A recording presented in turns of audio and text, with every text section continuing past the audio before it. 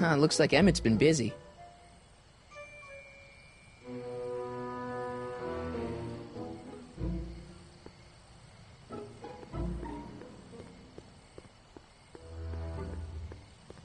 Pardon me, sir. From the way you're dressed and your general aura of seediness, I can infer only one thing. You're heading for Tannen's Speakeasy. Am I right? Yeah. Can't you tell me the way? Down. Straight down. The last stop before the Inferno. Unfortunately, I don't have the power to stop you, but I beg you to tarry here a few more seconds and listen to my song. Me, me, me, me, me. You say you've lost your self-respect, but you should care. What in heaven's name? Oh, sorry, Miss Strickland.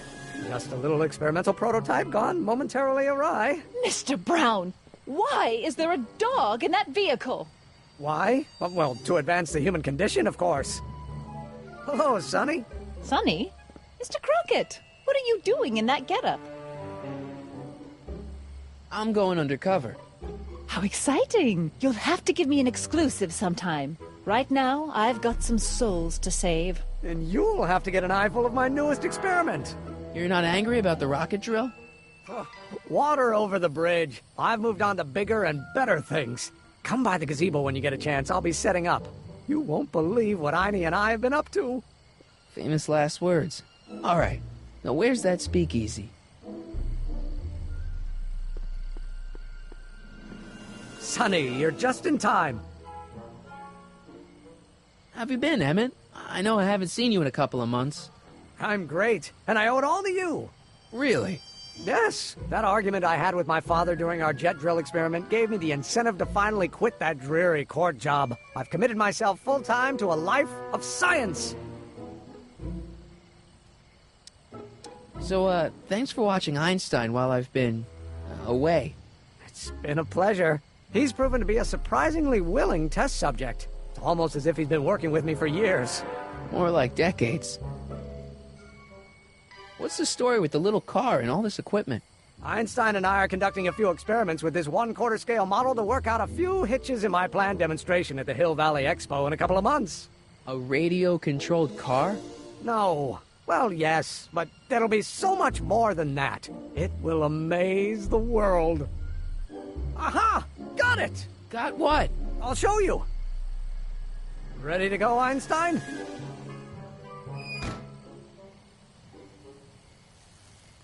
Watch this!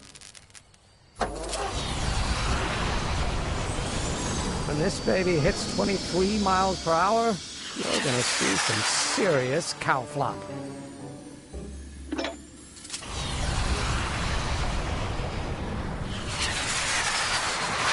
Einstein! No! Get him out of there! Not to worry. I've got a fail-safe eject mechanism around here someplace.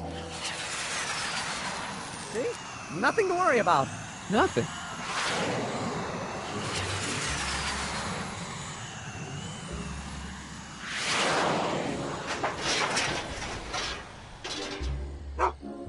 I'll go see if I can find something to help. Or someone.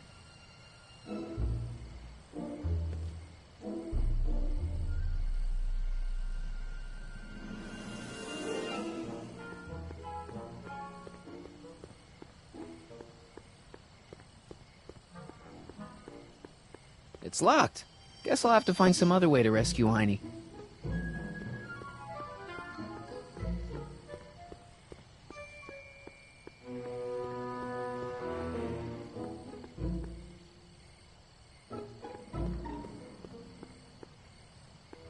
Don't worry, Emmett. I'm sure you'll get it right someday. Oh, I'm not worried about that. Right now, I'm more concerned with Einstein.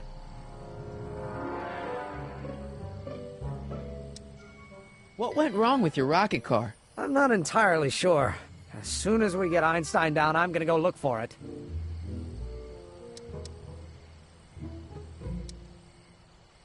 Do you know anything about Officer Danny Parker? My pop says he's a good cop when he's not drinking. Good. Of course, now I hear he drinks all the time.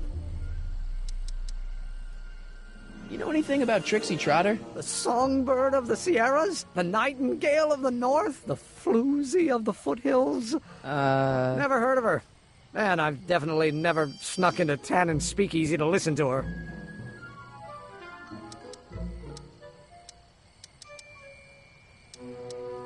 What's up with you and Edna? A couple months ago, I could swear she was making goo-goo eyes at you. That was before my father had her Stay Sober Society meeting thrown out of our house. Now she takes every opportunity she can get to snipe at me and my work. It's very distracting. Can't you just go into the courthouse to get Einstein? If I still had my job as a clerk, sure, but lately a lot of evidence has gone missing, so they've installed new locks. Now the place is sealed up tighter than my dad's wallet. Why don't you go look for your car now? And leave Einie stuck on a ledge? Never! Dogs are much more important than any silly rocket car. Especially one that doesn't work at all.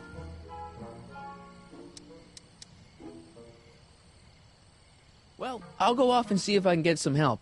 You do that. I'll stay here and see if I can think of a way to get Einie off that ledge.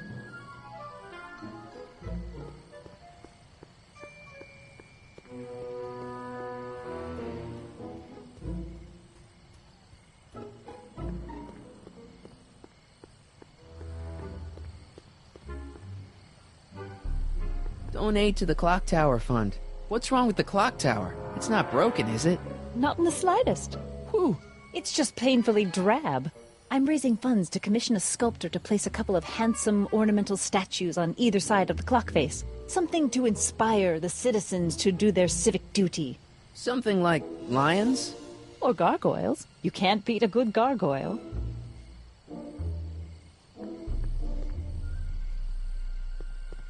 Hey, Edna. Mr. Crockett, what can I do for you?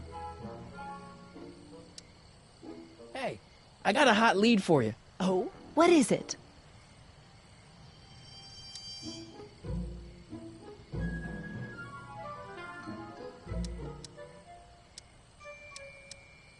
I can't tell her that. It could get him in trouble. What's going on with you and Emmett? The last time I saw you, you seemed to be kinda interested in him. That was before I belatedly realized that his agreement to host my Stay Sober Society was a clever ruse to ferry barrels of hooch to his so-called laboratory. Sorry about that. Now his very presence fills me with an irrepressible urge to pick at his philosophical and intellectual foundations with every tool in my vocabulary. So you're not dating? Dating? Oh, the mere thought of romantic involvement with that undisciplined techno-anarchist is preposterous. Good.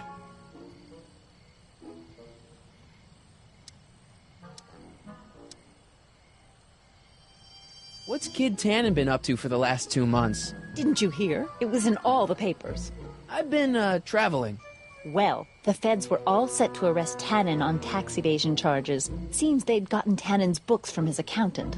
I heard something about that, yeah. Well, the accountant disappeared, unsurprisingly. But the feds still thought they had a case. After all, they still had the books, right? Right. Wrong. The day before the trial, the books up and vanished right out of the court's evidence locker. No. Lots of fingers were pointed, but honestly, the whole town's so corrupt that it could have been anyone. Court clerks, cops, janitors.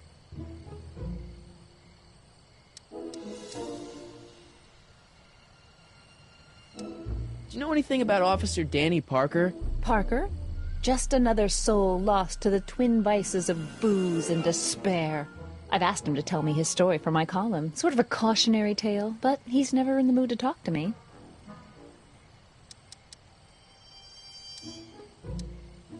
You wouldn't happen to know anything about Trixie Trotter, would you?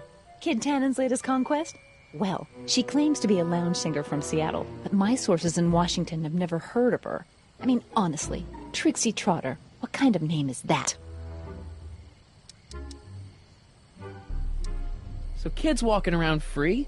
Free, clear, and laughing it up in his new speakeasy. The feds want to bring a case up against him, but without those books, they've got nothing. What are you doing out here in the middle of the night? Saving people from alcohol, vice, and disorder. And also keeping a lookout for hot stories. You'd be surprised how much news breaks on this corner.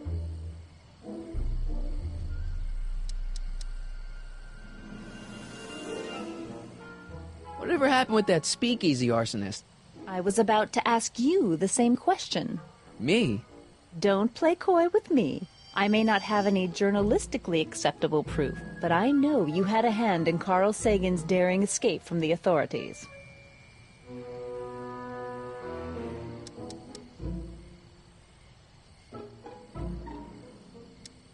Didn't you think that Sagan was innocent? I used to, but after he escaped, 2 more speakeasies were torched in Colfax and Georgetown. That's just a coincidence. Coincidence? Or is our friend Carl a serial arsonist?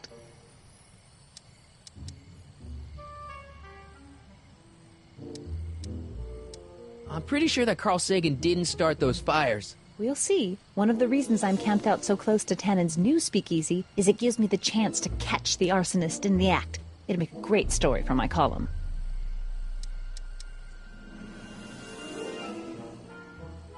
What have you got against dogs, anyway? They're smelly, rude, completely unable to take care of themselves, and frankly, they're not very bright. If I had my druthers, dogs would be banned from public places. Harsh. It's a harsh world, Mr. Crockett. See ya. Keep fighting the good fight.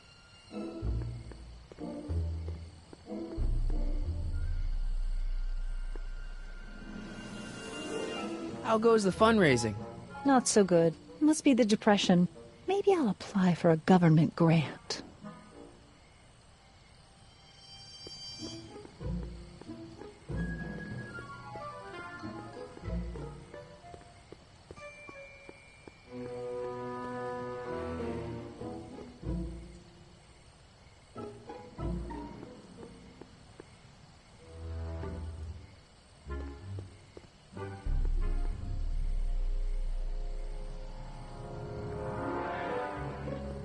O'Malley and Sons.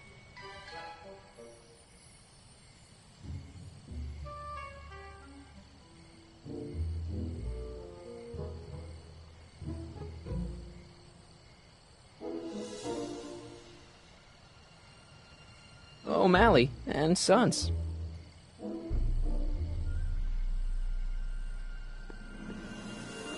No time for a haircut now, even if they were open. Besides, they'd probably cut it too short.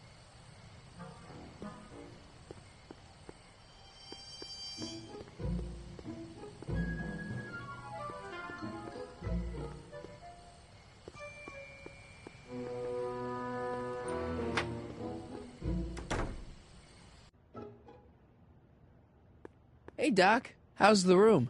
It's a little cleaner than I would have imagined for a Depression-era flophouse. How are your investigations going?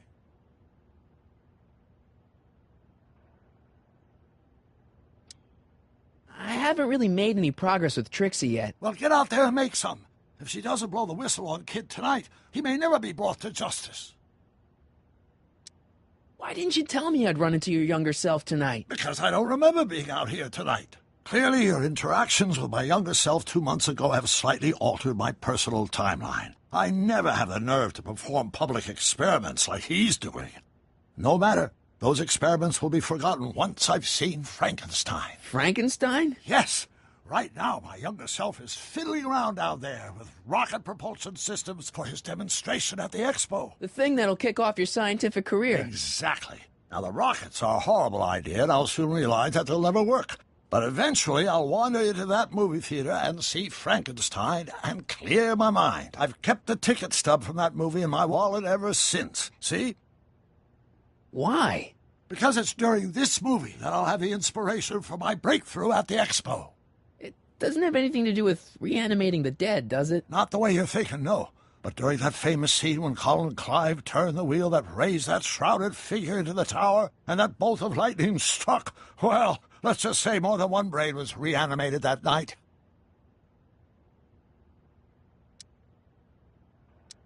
Where'd you park the DeLorean? I hid it in the DeSoto lot. Nobody's buying cars these days, so it should be safe in there.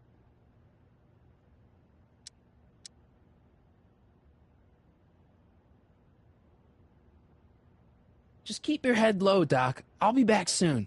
I'll keep an eye out for your grandfather.